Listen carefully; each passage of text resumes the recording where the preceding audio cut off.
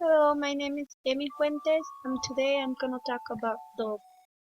In 1955, Unilever, the Lever Brothers, introduced the Dove Beauty Bar.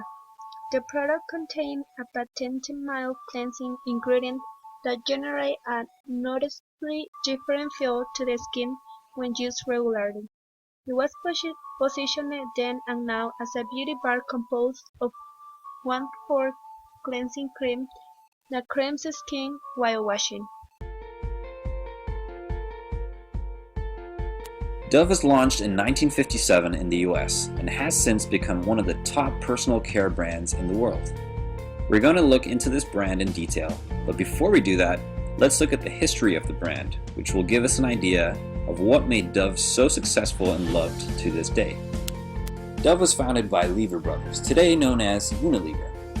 Did you know that when the company first launched, it was called Dove Beauty Bar? That's right.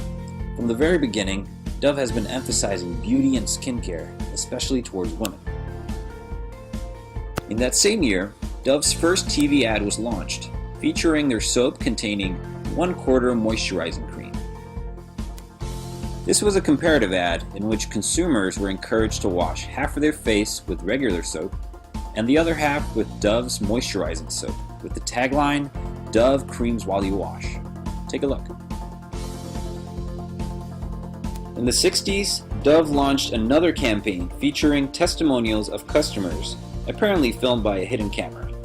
This ad also emphasized the non-drying benefit of the soap.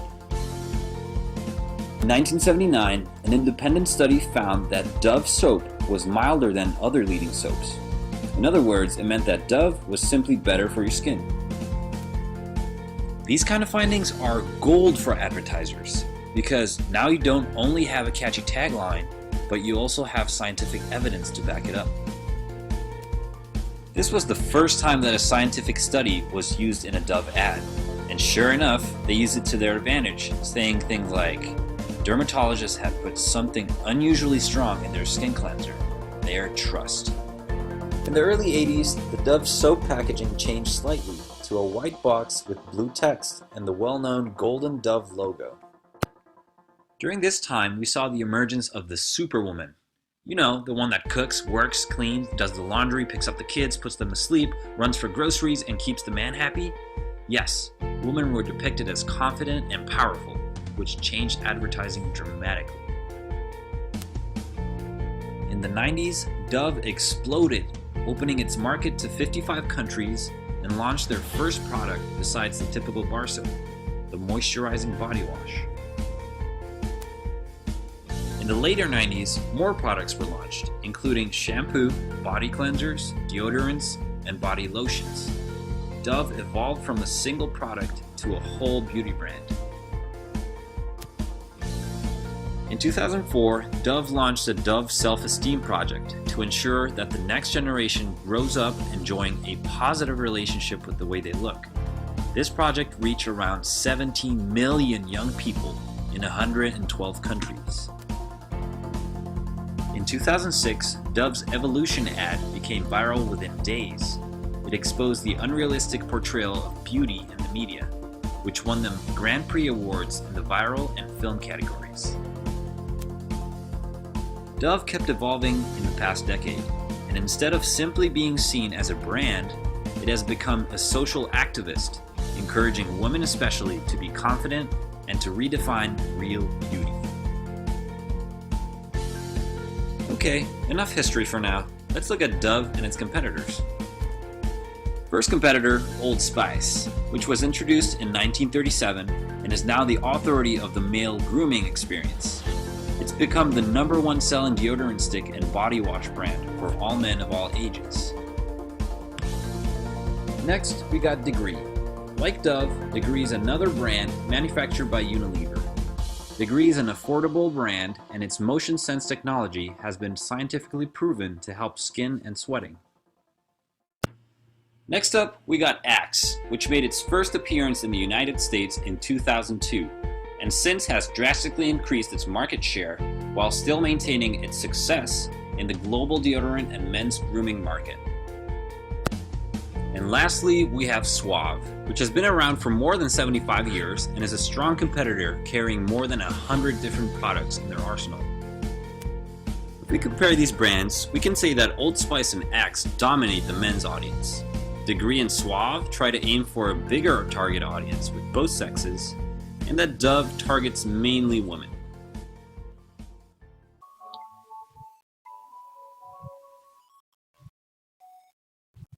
In 1990, the Dove soft patent ran out, and arch competitor P&G was soon testing an Olay Beauty Bar with moisturizing properties, a product that rolled out in 1992. 1 year later, Olay Body Wash appeared and soon garnered over 25% market share in a high-margin product category. The Dove brand team, who recognized that Dove was the natural brand to own the moisturized body wash position, was blindsided. They apparently missed the chance to be a leader in this new subcategory. In response to Olay, the Dove organization rushed the Dove moisturizing body wash product into stores. The product was based on the traditional European body wash model that did not live up to the Dove promise. A reformulation in 1996 was unimproved, but it wasn't until 1999 that Dove really got it right with the innovative Dove Nutrient line, which used a technology that deposits lipids, vitamin E, and other ingredients onto the skin.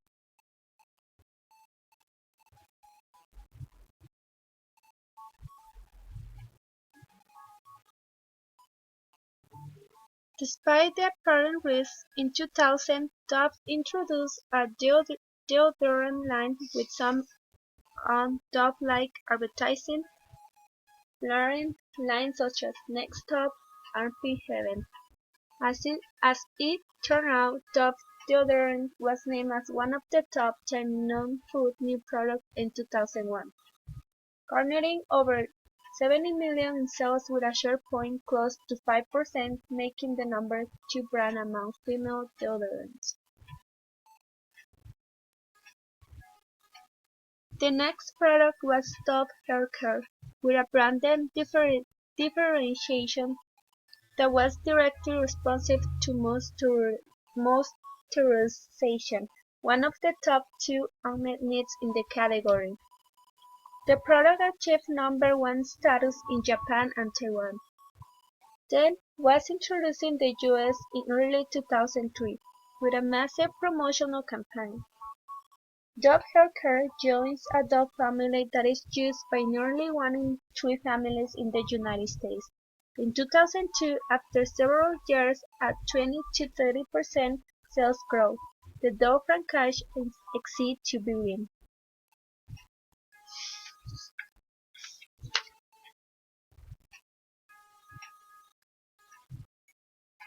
There are strategies to extend the brand that can be equally important in some contexts. Enhance a brand's visibility and image. Placing the brand in another setting can be a more effective and efficient brand building approach than spending money on advertising. Create communication efficiencies. In part by having a larger brand building budget, this is especially true when the extensions will have the same markets and when cross-product brand building such as World Cup sponsorship is used. Change a brand image. If a brand needs to broaden or shift its associations in order to support a strategic, moving the brand into a new era might be the most convincing way to do that. Provide a way to maintain relevance by creating competitive entries in emerging product markets that would be difficult or impossible to enter without an existing brand asset, inhibiting a competitor from gaining or exploiting a foothold in the market. Thus, an extension can be strategically defensive and be worthwhile even though it might struggle. For example, Microsoft has entered a variety of arenas with the prime objective of limiting the ability of competitors to encroach on core business areas. Provide a source of energy for a brand, especially a brand that is established on a big tire. Entering a new product market might require a new brand or at least a new endorsed brand. New brands are risky and expensive. However, so leveraging existing brands is the preferred route. And we know that in general brand leverage pays off.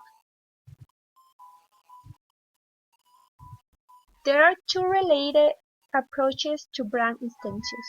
The first is to engage in sequential brand extensions in an ad-hoc manner.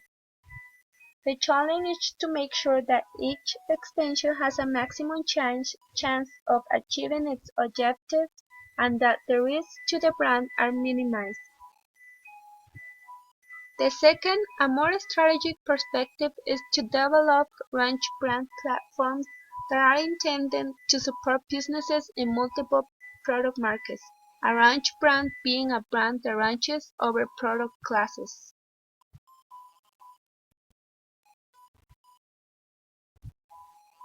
Several levels of brand extensions can exist in combinations as suggested by Figure 7.2 in the book. The first level is where the brand plays the primary driver role in the sections, coupled with either descriptors or weak sub-brands. The second level is where the brand is extended with strong sub-brands, and the third level is where extensions use an endorsed brand. The scope of the brand will be the greatest when it is used as an endorser and the least when it is the primary driver. Figure 7.2 illustrates graphically the difference in scope, with Disney demonstrating how a brand can be a driver with a descriptor or one set of products, have a strong sub-brand on others, and still play an endorser well elsewhere. When Disney is used as an endorser, the target categories can be very broad.